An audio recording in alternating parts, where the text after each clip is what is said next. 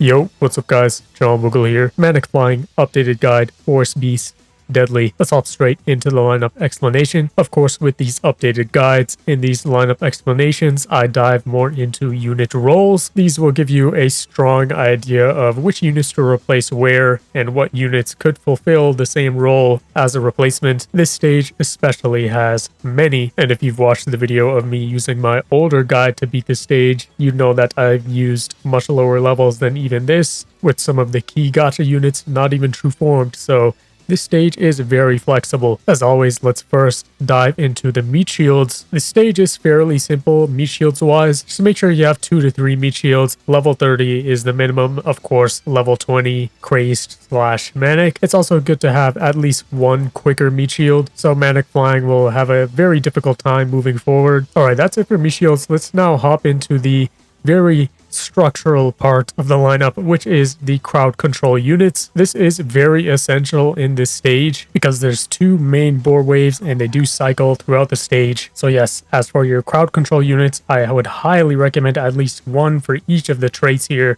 So that means 1 anti-red crowd control unit and 1 anti-alien crowd control unit. Crowd controlling Manic Flying in this stage is also pretty important because Manic Flying only has 1 knockback, but you can do that with just Sniper Cat power up or just your cat cannon. There are many units you can use to crowd control these specific traits you need for this stage. In this example, we're using Seafarer here and Can. The key gacha units are supremely powerful in this stage. Units like Psycho Cat, Witch Cat can work as a solid substitute. Single target isn't really an issue here because it's just going to be 1 boar at a time. So as long as you have a consistent crowd control unit on the field when those boar waves happen, you'll never really have an issue at all. You can substitute your Ubers in for crowd control substitutes as well as any universal crowd control units like Cyberpunk, Sniper the Deadeye, which are very broken in this stage. Unless you rushed to get up to this point, you should have very solid options for crowd control units in this stage. The one archetype of crowd control units I don't really recommend in this stage are knockback units, and I'll talk about that more in the strategy explanation. Just know it's not ideal to knock back red or alien boar in this stage. Now that pretty much wraps up crowd control units for this stage. Now let's hop into the attackers. This stage is much more complicated attacker wise because there's so much you have to cover here. You can bring an anti-red attacker or an anti-alien attacker. In this case, both Can and Seafarer here works both as a crowd control unit as well as a general attacker, but in this case specifically, they actually target the traits. And of course, Courier here is very broken in this stage. Not only is it just a straight up red killer, you can utilize Courier as a rusher, also to juggle the Reindees in this stage, which Manic Macho Legs also works great as a way to just juggle the Reindees if they are stacked up behind the boar. Also a Bahamut, also just a cycle unit to just get in there, get a bunch of damage off, even to clear some Reindeer waves. Same with Fishman as well. You could tell this is a more rusher type centric lineup. You can go the more tanky route as well if you pair units with Octo like Jamera or the Titans, or let's say an Uber like Kai instead of a Bahamut. To summarize, just make sure you have attackers for the Reindees that could outrange them and could juggle them pretty well. Things like Cyborg, Drama Cats, pretty much all the general ranged attackers work. Courier, of course, being the ultimate one here. You don't need a specific attacker for the red or alien boar, but it does help. Like, you could bring nukers for the boars as well to just wipe out the boar wave very quickly and isolate Manic Flying to just get free damage. And of course, there's many Ubers that could fulfill that role. In this case, a Bahamut is pretty much our cycle nuker type unit. Just make sure you have at least 1 or 2 units that could get consistent damage on Manic Flying and you'll be set. But now let's hop into the strategy explanation because there's a lot to cover here. Power-ups I'd recommend for this stage is of course Sniper Cat power-up. This is pretty much essential in this stage if you are using no crowd control units to control Manic Flying, because yes, you do have a lot of ground to work with in this stage, but Manic Flying has 1 knockback and you're gonna have to sacrifice some ground to handle the boar waves. So just make sure you have Sniper Cat power-up or just 1 crowd control unit like Cyberpunk the Goat. Now this is one of the few Manic stages where it is not a base hit stage, so the Manic boss doesn't spawn on base hit. Rather, as soon as you begin the stage, Manic Flying is going to be out, already moving forward. So what you want to do here is use this time in the beginning while Manic Flying is kind of isolated to get a lot of chip damage here. If you do well enough in the beginning here, you can quickly cycle and eliminate Manic Flying pretty much in the first or second boar cycle. If you do have your Fishman at level 30 plus, Warrior just makes this absolutely broken here because you can even juggle 1 to 2 Raindies in the beginning here and still just get lots of chip damage on Manic Flying. But when it gets to 2 Raindies, this is when I recommend luring or just kind of backing off a bit, preserving your cash because you have to get ready for the boar wave, as you can see, which will arrive. And the essential strategy here is to just lure the boar waves out of Manic Flying's range. Then you deal with the boars with your attackers, whether that be your big nukers or your ranged attackers like we're using here. Lure out the boar in a safe spot, kill the boar. This is why I don't really recommend knockback units, because if you knock back the boar, you just knock it back into Manic Flying's range. All of your attackers move forward and they just get nuked by Manic Flying. So you absolutely do not want that to happen. Of course, the damage knockback is inevitable, but that's something you can't really work around. So that's why it's ideal to have ranged attackers, because there's a chance they could survive if they're in their attack animation. Now, after the boar wave, there's going to be more Raindies that appear, and of course this moth. You can choose to just stall out here a bit or lure. If you want the absolute cleanest way to play the stage, you can just stall here a bit, just enough so that the Raindies are in cycle and stack up together. Then you could wipe them out all at once. Cash management is a real thing in this stage, so just don't spam attackers whenever you have them. Play it smart, wait for the Raindies. In this case, you can see here, we're kind of just waiting for the next Raindie to arrive here. And that's how you essentially want to play this stage in this strategy. Be patient, try to track the Raindie cycles to where all of them are stacked up, so you have that huge window of isolated time just with Manic Flying to get huge damage. As you can see here, this Raindie arrives. Now this is our chance to lure out both of these Raindies, wipe them out both at once, and just get free damage on Manic Flying after. Of course, the best way to do this is just with a Bahamut. Just make sure you have a meat shield quick enough to stall the Raindie's attacks, so a Bahamut just takes no hits and he's able to go in there and get a hit or 2 on Manic Flying as well. But let's break down these cycles and get into specifics here, because they are pretty important in this stage. So of course, Manic Flying spawns out immediately, but the waves of Raindies are every 60 seconds, so every minute. And initially, the first spawn is also delayed by a minute. So every 60 seconds, there is going to be a Raindie approximately. Now, the first red boar wave is delayed by about 2 minutes, 2 to 3 minutes. But after the initial delay, the red boar wave cycles every 5 minutes. And the next enemy to spawn with the delay is the moth with a 3-minute delay. And then each moth cycle after that is around 3 to 4 minutes. Then lastly, after 5 minutes in the stage, Alien Boar will first appear on its first delay. And of course, Alien Boar is the same as Red Boar, where each Alien Boar wave happens every 5 minutes. This is key information because that means each boar wave between the Red and Alien Boar is around 3 minutes apart. So you could use each boar wave as your main clock in this stage. Now, I know this is a pretty advanced strategy here, diving into the enemy cycle specifics, but if you're able to get it down here, you can sweep by in this stage super easily. The main things to keep in mind here, each boar wave is 3 minutes apart from each other, that being the red and the alien boar wave.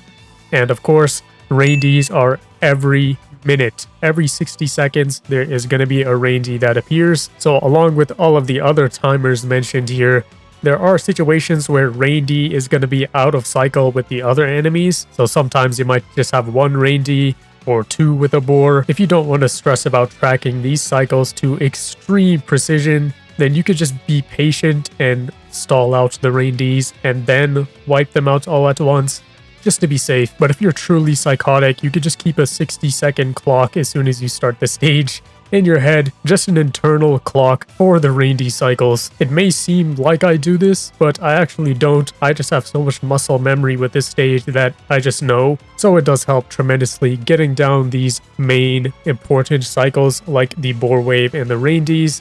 Of course, this all becomes irrelevant if you just use Cyberpunk in the stage. So yeah, when we move on into the other example runs with Cyberpunk, this is just all irrelevant information because Cyberpunk completely breaks this stage. Now, if you're wondering what is the purpose of keeping all of these cycles and making sure the Raindies are killed at once, it's because you aim for windows exactly like this.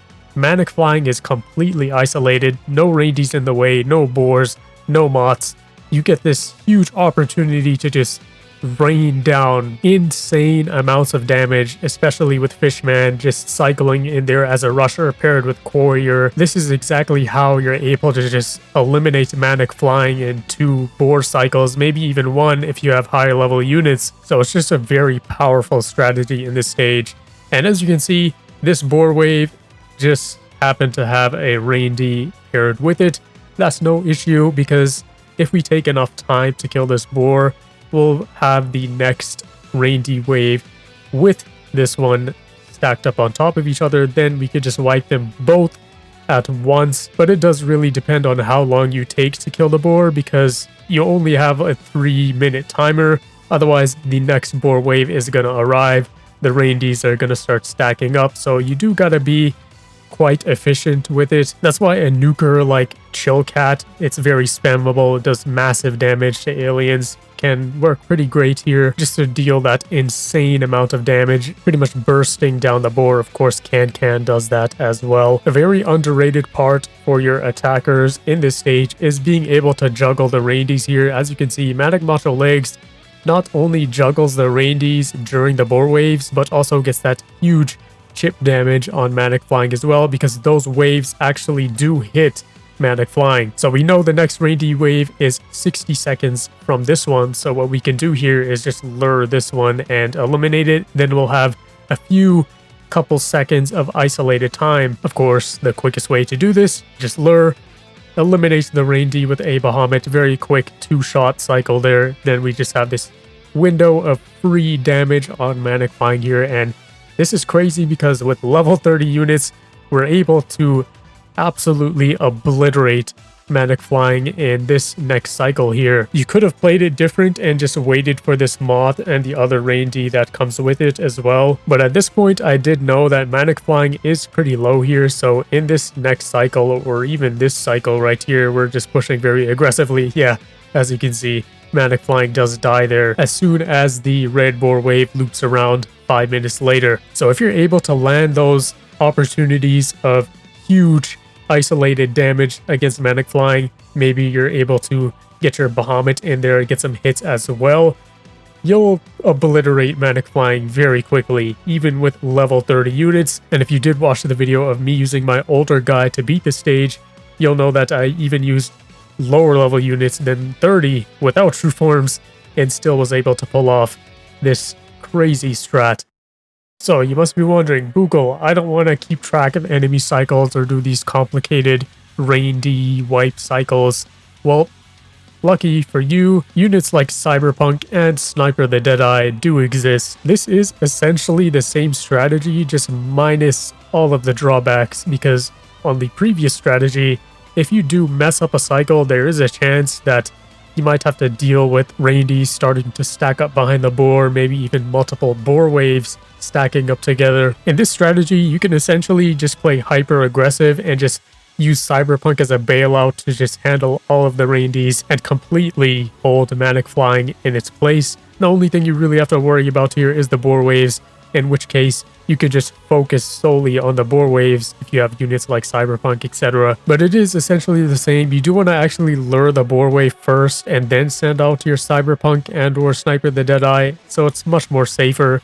Like, your sniper doesn't get clipped like it happened in this run. And this is extreme overkill, but this is just an example run and lineup because you could use either or Cyberpunk or Sniper the Deadeye. You don't have to use both of them together. That is complete overkill. Cyberpunk is preferred though, because Cyberpunk is AoE. It does hit all of the ranges at once. This means you could either use a Bahamut to just cycle damage on Manic Flying, or just to eliminate the boars whenever you need a bailout. Units like Balrog is very powerful paired with Cyberpunk here, because the ranges just become a non-threat, and if you're timing in that Courier Cat every now and then to just juggle the ranges as well, it becomes very hilarious, as a single Cyberpunk is essentially able to shut down the stage. But yeah, the premise is the same. Just use your attackers for the boar waves, try to protect your Cyberpunks or your long-ranged crowd control units, and that's pretty much it. Just save your nukers or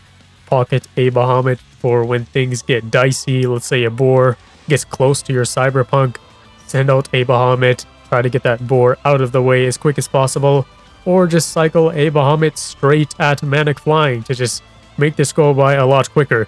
Thing about this strategy is, yeah, it might take a bit longer because you are pretty much relying on Cyberpunk chip damage, as well as the rare occasion where Manic Flying is isolated. So yeah, bringing waivers like Manic Macho Legs is pretty great in this part, because that just adds another way for you to juggle the ranges and keep them back, while also doing some great chip damage against Manic Flying, which will add up over time. But definitely this strategy is not as quick as the previous one, so just keep that in mind, because we're not playing to these cycles very efficiently. We're just kind of spamming into the boar waves, unless you have some powerful Ubers at your disposal, like in this example here.